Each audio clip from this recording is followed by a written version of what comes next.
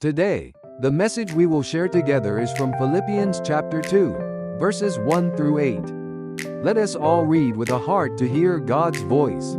Therefore, if there is any encouragement in Christ, any comfort from love, any participation in the Spirit, any affection and sympathy, complete my joy by being of the same mind, having the same love, being in full accord and of one mind.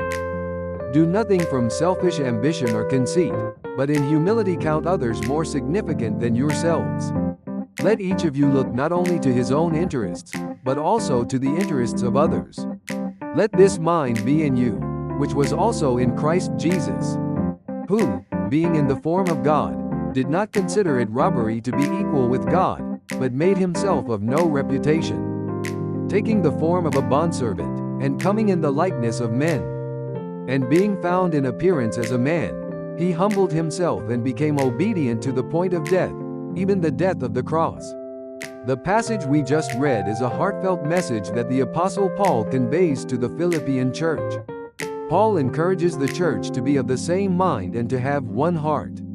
He says that the most important thing for the unity of the church is to have the mind of Christ Jesus.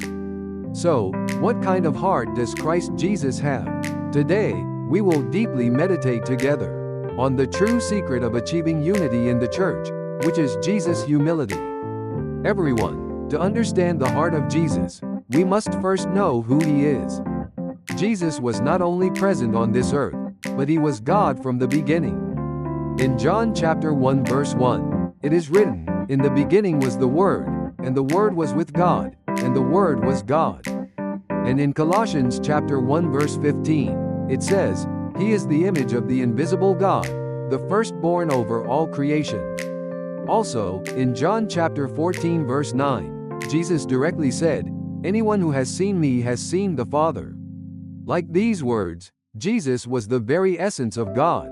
In other words, he was equal to God. However, when we look at verses 6 to 8 of today's text, it says that Jesus laid all of this down. This is precisely the humility of Jesus. First, Jesus did not consider equality with God something to be grasped. He has laid down the position and glory of God the Father, which is the same as his own. Secondly, he took on the form of a servant and became like men. It speaks of the event of the incarnation, where he came to this earth in a body just like ours. Jesus lived a life of serving others throughout his life. And lastly, he obeyed until death. Jesus' humility reaches its peak on the cross. He gave his life for us, sinners, from the lowest place. What about us, everyone? Our instinct is that we think we are the best and want to be the highest. Pride is indeed the essence of sin. In Genesis chapter 3 verse 5, Satan instilled a proud heart in Adam and Eve by saying, "You will be like God," leading to their downfall. The power of the church does not come from the worldly value of occupying the high ground. Rather, it comes from humbling oneself like a grain of wheat that falls to the ground and dies, just like Jesus. Satan constantly provokes the pride within us. However, 1 Peter chapter 5 verse 6 says, "Humble yourselves, therefore, under God's mighty hand, that he may lift you up in due time." As St. Augustine said, "Thinking, I am humble, is the greatest pride."